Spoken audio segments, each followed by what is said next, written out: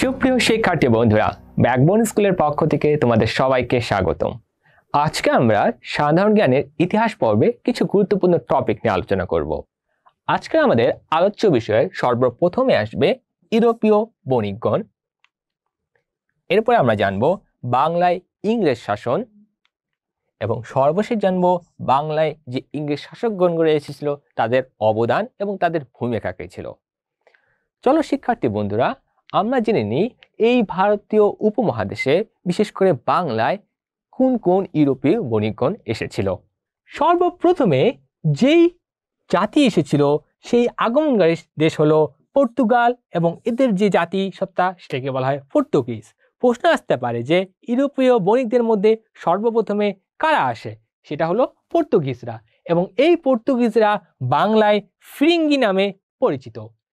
পর্তুগিজদের পরে বাংলায় আসে নেদারল্যান্ডের অধিবাসীরা অর্থাৎ ওলন্দাজ বা ডাচ। এদেরকে ওলন্দাজও বলা হয় বা ডাচও বলা হয় এবং এরা কি করে, বাণিজ্য কুঠিগুলো বিক্রি করে দিয়ে ইন্দোনেশিয়ায় উপনিবেশ স্থাপন করে। এরপরে তৃতীয় দেশ হিসেবে আসে ইংল্যান্ডের বণিকরা এবং তারা জাতিতে ছিল ইংরেজ এবং ইংরেজরা যখন আসে তারা আসার আগেই একটা কোম্পানি গঠন করে, ইস্ট ইন্ডিয়া কোম্পানি, এবং সেই ইস্ট ইন্ডিয়া কোম্পানি গঠিত হয় 1600 সালে। কিন্তু তারা যখন প্রথম এই ভারতবর্ষে আসলো তারা এসেছিল গুজরাটের সুরাট নামক এক বন্দরে এবং সেই বন্দরে তারা প্রথম বাণিজ্য কুঠি অর্থাৎ বর্তমান সময়ে যদি বলা হয় গুদাম ঘর নির্মাণ করে, সেটা 1608 সালে। এবং চতুর্থ দেশ হিসেবে আসে ডেনমার্ক এবং এদের যে জাতি তাদেরকে বলা হয় ডেনমার্ক এবং তারা কি করে, তারাও এখানে টিকতে পারেনি, তারা ইংরেজদের কাছে সকল বাণিজ্য কুঠিরা বিক্রি করে দিয়ে এই অঞ্চল ছেড়ে চলে যায়। এবং সর্বশেষ যারা আসে তারা হলো ফরাসি জাতি এবং এই ফরাসি জাতিরাই কিন্তু প্রথম এখানে সাম্রাজ্য স্থাপন চেষ্টা করলো, তারা সফল হয়নি, পরবর্তীতে সফল হয়েছিল ইংরেজরা। সো সুপ্রিয় শিক্ষার্থী বন্ধুরা, আমাদেরকে এটা খুবই গুরুত্বপূর্ণ বিষয় যে প্রথমে পর্তুগিজরা অর্থাৎ পর্তুগিজ নাগরিকরা এখানে বাণিজ্য করার উদ্দেশ্যে এসেছিল এবং আস্তে আস্তে ইউরোপীয় বিভিন্ন দেশগুলো তারা বাণিজ্য করার উদ্দেশ্যে এই ভারতবর্ষে আসে এবং সর্বশেষ যারা আসে সেটা হলো ফরাসিরা। এখন যখন এই যে আমরা পড়েছিলাম আমরা আগের লেকচারে, সেটি হলো 1757 সালের 23শে জুন যখন পলাশীর প্রান্তরে নবাব সিরাজউদ্দৌলাকে পরাজিত করা হয়, তখনই কিন্তু এই বাংলায় ইংরেজ শাসনের সূচনা হয়। এবং এই বাংলায় ইংরেজ শাসন যদি আমরা আরেকটু এলিভেটেড পড়ি তাহলে বক্সারের যুদ্ধ, যেটা কিনা 1764 সালে হয় মীর কাসিমকে হারানোর মাধ্যমে, এবং এই যে 1757 সালের পর 1764 সাল, এই 1764 সালের পর ইংরেজরা ভাবলো যে না, আমাদেরকে আরো ভালোভাবে ক্ষমতায় বসতে হবে। এই কারণে এই বক্সার যুদ্ধের পরে কি করলো, লর্ড ক্লাইভ, সে সময় ইস্ট ইন্ডিয়া কোম্পানি বা ইংরেজ শাসকদের নেতা ছিল লর্ড ক্লাইভ, সে ইচ্ছে করলে দিল্লিও দখল করতে পারত, কিন্তু সে দিল্লি দখল করতে চায়নি। সে আগে কি চেয়েছে যে এই যে বাংলা, বিহার, উড়িষ্যা, এই বাংলা, বিহার, উড়িষ্যার দেওয়ানি ক্ষমতা চেয়েছে। এখন দেওয়ানি ক্ষমতা কি, তার আগে আমরা জেনে নিতে হবে যে তিনি কি করেন। এই লর্ড ক্লাইভ 1765 সালে এলাহাবাদে একটি চুক্তি করেন, সেই চুক্তি হচ্ছে এলাহাবাদ চুক্তি নামে পরিচিত। এই চুক্তিটা কার সাথে করে? এই চুক্তিটা করে দিল্লির সম্রাট শাহ আলমের সাথে। এবং এই চুক্তির বিষয়বস্তু কি ছিল বলে রাখি যে ব্রিটিশদের কিন্তু লক্ষ্যবস্তু বা তাদের উদ্দেশ্য কিন্তু ভিন্ন ছিল। তারা কি করে, তারা দেওয়ানি ক্ষমতা লাভ করে এই এলাহাবাদ চুক্তি, যা 1765 সালে হয়। এবং এই এলাহাবাদ চুক্তির যে দেওয়ানি ক্ষমতা, অর্থাৎ তারা কি করে, তারা মুঘল সম্রাটের কাছ থেকে অনুমতি নেয়, যে বলে যে বাংলা, বিহার, উড়িষ্যা, যেটা কিনা নবাব সিরাজউদ্দৌলার সাম্রাজ্য ছিল বা তার রাজ্য ছিল, এই বাংলা, বিহার, উড়িষ্যার দেওয়ানি ক্ষমতা অর্থাৎ রাজস্ব সংগ্রহের যে ক্ষমতাটা, এটা এখন থেকে নিয়ে নেবে ইংরেজরা। অর্থাৎ এই বাংলা, বিহার, উড়িষ্যা থেকে যত রাজস্ব অর্থাৎ ট্যাক্স আসবে, সকল ট্যাক্স গ্রহণ করবে এই ইংরেজরা। এবং এই ইংরেজরা যেহেতু এই দেওয়ানি ক্ষমতা লাভ করলো, এর প্রেক্ষিতে কি হলো, তারা লাভ করলো দেওয়ানি ক্ষমতা অর্থাৎ রাজস্ব সংগ্রহের ক্ষমতা, কিন্তু অন্যদিকে বিচার ব্যবস্থা বা আইন শৃঙ্খলা ব্যবস্থা কিন্তু এমনি এখানকার শাসকগণই নির্ণয় করবে। যেহেতু এই সব শাসকগণই যেহেতু এগুলো করতেছে, তার সাথে সাথে আরেক শাসক যারা কিনা ইংরেজ শাসক তারা করতেছে রাজস্ব সংগ্রহ। এখন আমরা জানি নেব এইটার সাথে যে ইংরেজ শাসকগণ এসেছিল তাদের সম্পর্কটা কি। প্রথম যে ইংরেজ শাসক আমরা পড়বো, একটু আগে পড়লাম, লর্ড ক্লাইভ।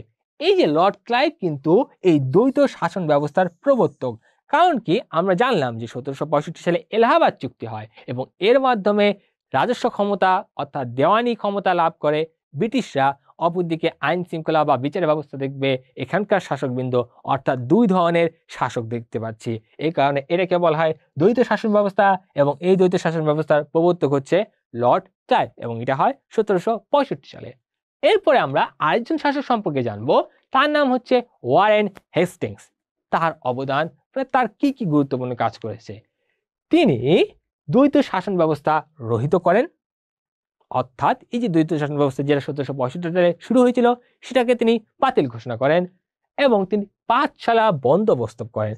পাঠশালা বন্দোবস্ত হলো যে 5 বছরের জন্য এই এলাকার বা বাংলা, বিহার বা উড়িষ্যার এই সকল মানুষদের জমি 5 বছরের জন্য আরেক শ্রেণীর কাছে দিবে, যে শ্রেণীরা 5 বছর ধরে এখানে প্রজাদের মাধ্যমে এই জমিগুলোতে ফসল উৎপাদন করবে এবং 5 বছর পর একটা নির্দিষ্ট পরিমাণ ট্যাক্স অর্থাৎ রাজস্ব ব্রিটিশ সরকারের হাতে দিয়ে দিবে। এবং এই ওয়ারেন হেস্টিংস আরেকটি কাজ করে, তিনি বাংলার রাজধানী মুর্শিদাবাদ থেকে কলকাতায় স্থানান্তর করেন। ওয়ারেন হেস্টিংসের পর আমাদের আরেকটি গুরুত্বপূর্ণ শাসকের পড়ব, তিনার নাম হচ্ছে লর্ড কর্নওয়ালিস। যে লর্ড কর্নওয়ালিস সবচেয়ে গুরুত্বপূর্ণ কাজ করে, যেটা তাদের চোখে অর্থাৎ চিরস্থায়ী বন্দোবস্ত করে এবং এটি হয় 1793 সালে।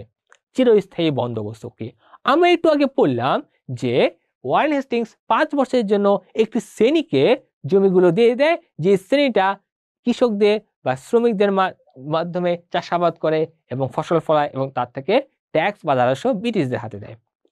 ঠিক তেমনি এই কর্নওয়ালিস দেখলো যে যদি আমি ওই শ্রেণী, যে শ্রেণীটা পরবর্তীতে জমিদার শ্রেণী নামে পরিচিত, সেই জমিদার শ্রেণীকে যদি আমরা চিরস্থায়ীভাবে জমি দিয়ে দিই, তাহলে এরা কৃষক বা যারা জমি নেই তাদেরকে মাধ্যমে চাষ করাবে এবং চাষ করার পর ফসল উৎপাদন হবে এবং সেখান থেকে রাজস্ব পাবে এই ব্রিটিশ সরকাররা। তাই তারা ওই জমিদার শ্রেণীকে ক্ষমতা দিল যে তোমরা এই সকল জমিগুলোর মালিক হয়ে গেলে, এবং এই মালিক হয়ে যাওয়ার মাধ্যমে তারা খুব অত্যাচারের মাধ্যমে শ্রমিক বা কৃষক যারা বর্গা চাষী ছিল তাদেরকে চাষ করাতো।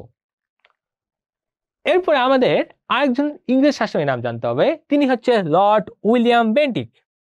এই লর্ড উইলিয়াম বেন্টিক ব্রিটিশ যে বিভিন্ন ধরনের গুরুত্বপূর্ণ ভূমিকা রেখেছিল, তার একটি অন্যতম অবদান হচ্ছে এখানকার একটি কুপ্রথা ছিল, সেটা হচ্ছে সতীদাহ প্রথা। এই সতীদাহ প্রথা বিলোপ করার জন্য তিনি ভূমিকা রাখেন এবং এই সতীদাহ বিলোপ করা হয় 1829 সালে। এবং এই সতীদাহ বিলোপে যেই বাঙালি ভূমিকা রাখেন তিনি হচ্ছে রাজা রামমোহন রায়। তিনি উইলিয়াম বেন্টিংকে খুবই সহযোগিতা করেন যে সতীদাহ নামক যে একটা প্রথা সেটি বাতিল করতে হবে। এরপরে এই উইলিয়াম বেন্টিক আদালতে ফার্সি ভাষার পরিবর্তে দেশীয় ভাষার প্রচলন করেন, অর্থাৎ এখানে আর ফার্সি ভাষা চলবে না, দেশীয় ভাষা চলবে। এরপরে আমরা জানবো লর্ড ডালহৌসি নামক একজন ইংরেজ শাসকের কাছে। এই লর্ড ডালহৌসি এই বাংলা অঞ্চলের বা এই ভারতবর্ষের একটি আরেকটি কুপ্রথা সেটি সে নতুনভাবে বাতিল করে। সেটি কি, যে বিধবাদের আগে বিবাহ করানো যেত না। এই কারণে তিনি একটি আইন করেন যে যাদের স্বামী মারা যাবে তাদেরকে আবার বিয়ে দেওয়া যাবে, যেটি হচ্ছে বিধবা বিবাহ আইন এবং এটি হয় 1856 সালে। এবং বিধবা বিবাহ আইনে লর্ড ডালহৌসিকে যেই বাঙালি সবচেয়ে বেশি সহায়তা করে তার নাম হচ্ছে ঈশ্বরচন্দ্র বিদ্যাসাগর। এরপরে আমরা জানবো আরেকজন ব্যক্তি সম্পর্কে যার নামের সাথে তার কর্মের অনেক মিল রয়েছে, সেটা হচ্ছে লর্ড ক্যানিং। ক্যানিং বা কানিং মানে আমরা জানি প্রচুর চালাক, অর্থাৎ এই ব্যক্তিও অনেক চালাকির কাজ করেছে। তিনি কিনা আগে আমরা যেটা ছিল ধাতব মুদ্রার ব্যবস্থা, তিনি এখানে কাগজে মুদ্রা নতুন একটা মুদ্রা ব্যবস্থা আনলেন। তার সাথে সাথে এই ভারতীয় উপমহাদেশে যে পুলিশ নামক একটা আইন শৃঙ্খলা বাহিনী থাকবে, সেই পুলিশ বাহিনীর সে ব্যবস্থা প্রথম চালু করেন। এরপরে তিনি সিপাহী বিদ্রোহ, যেটা 1857 সালে হয়, সেই সিপাহী বিদ্রোহ দমন খুবই কঠোর হস্তে করেন এই লর্ড ক্যানিং। এখন আমরা আরো দুজন ব্রিটিশ শাসক সম্পর্কে জানবো, যে এই দুইজন ব্রিটিশ শাসকের সর্বপ্রথমে আসবে লর্ড কার্জন। এই লর্ড কার্জন 1905 সালে বঙ্গভঙ্গ করেন। যে বঙ্গভঙ্গে বলতে বোঝায় একটা বৃহৎ এই বঙ্গপ্রদেশকে তিনি দুইটি প্রদেশে বিভক্ত করেন, যা ইতিহাসে বঙ্গভঙ্গ নামে পরিচিত। এবং আরেকজন ব্যক্তি যার নাম হচ্ছে লর্ড হার্ডিন্স, তিনি পরবর্তীতে 1911 সালে এই বঙ্গভঙ্গটা রদ করে দেন। আবার যেটা প্রদেশ তৈরি করা হয়েছিল লর্ড কার্জনের শাসনামলে, সেই দুটা প্রদেশ আবার এক হয়ে যায়। এছাড়া লর্ড হার্ডিন্স, তার নাম অনুসারে কিন্তু একটি ব্রিজ করা হয়, যে ব্রিজটার নাম হচ্ছে হার্ডিন ব্রিজ, এবং সেই ব্রিজটি কিন্তু আমাদের বাংলাদেশের একক বৃহত্তম রেল সেতু হিসেবে পরিচিত। এখন আমরা ব্রিটিশ প্রশাসনিক যে পদ বিন্যাস, অর্থাৎ আমরা লর্ড সবাইকে বলা হয় যারাই শাসন করে গেছে, কিন্তু আসল যে পদটা ছিল সেই সম্পর্কে জানবো। এখন আমরা যে দেখি, যখন সবার প্রথমে এই গভর্নর, অর্থাৎ যারা ব্রিটিশ শাসন ছিল তাদেরকে গভর্নর বলা হতো, এবং প্রথম গভর্নর ছিল যে কিনা নবাব সিরাজউদ্দৌলাকে হারিয়ে ক্ষমতা নেয়, তার নাম ছিল লর্ড ক্লাইভ। এবং সর্বশেষ গভর্নর ছিল ওয়ারেন হেস্টিংস। যেহেতু এই ওয়ারেন হেস্টিংস গুরুত্বপূর্ণ ভূমিকা রাখলো, এই কারণে ব্রিটেনের রানী বলল যে এখন আর এই পদটা গভর্নর থাকবে না, অর্থাৎ এখানে ভারতীয় উপমহাদেশে যারা শাসন করবে পদের উন্নতি হবে, এবং তারা বলল এখন এই পদের নাম হবে গভর্নর জেনারেল, এবং ওয়ারেন হেস্টিংসকে প্রথম গভর্নর জেনারেল হিসেবে নিয়োগ দেওয়া হলো। এবং এর পরবর্তীতে সর্বশেষ গভর্নর হলো লর্ড ক্যানিং। এই লর্ড ক্যানিং যেহেতু গুরুত্বপূর্ণ ভূমিকা রেখেছিল, এই কারণে ব্রিটেনের যে ক্ষমতা ছিল, সেই ব্রিটেনের রানী বলল যে গভর্নর জেনারেল না, এই পদটাকে আমি আরো বাড়িয়ে তুললাম, এবং সেই পদটার নাম করা হলো ভাইসরয়, এবং প্রথম ভাইসরয় করা হলো যে কিনা সর্বশেষ গভর্নর জেনারেল ছিল, অর্থাৎ লর্ড ক্যানিং। এবং সর্বশেষ ভাইসরয় ছিল লর্ড মাউন্টব্যাটেন, যার মাধ্যমে ক্ষমতা শেষ হয় এই ব্রিটিশদের এই উপমহাদেশ থেকে। এতক্ষণ আমরা জানলাম এই বাংলায় ইউরোপীয় বণিকরা কারা কারা এসেছিল, এবং এই বাংলায় ইংরেজ শাসক কারা ছিল, এবং তার সাথে সাথে এই ইংরেজ শাসকদের অবদান এবং ভূমিকা আমরা জানলাম। এখন দেখব এই টপিকগুলো থেকে বিগত সালে কেমন প্রশ্ন এসেছে। আমরা যদি প্রথম প্রশ্ন দেখি, যে ভারতীয় উপমহাদেশে সর্বশেষ আসে কোন বণিক গোষ্ঠী? অপশন যদি দেখি, পর্তুগিজ, ইংরেজ, না ফরাসি, না ডাচ। এই চারটা বণিক গোষ্ঠীর মধ্যে সর্বশেষ কোন বণিক গোষ্ঠী এসেছিল? আশা করি তোমরা এটা উত্তর দিতে পেরেছ। হ্যাঁ, ফরাসি এই বণিক গোষ্ঠী ভারতীয় উপমহাদেশে ব্যবসার জন্য সর্বশেষ এসেছিল।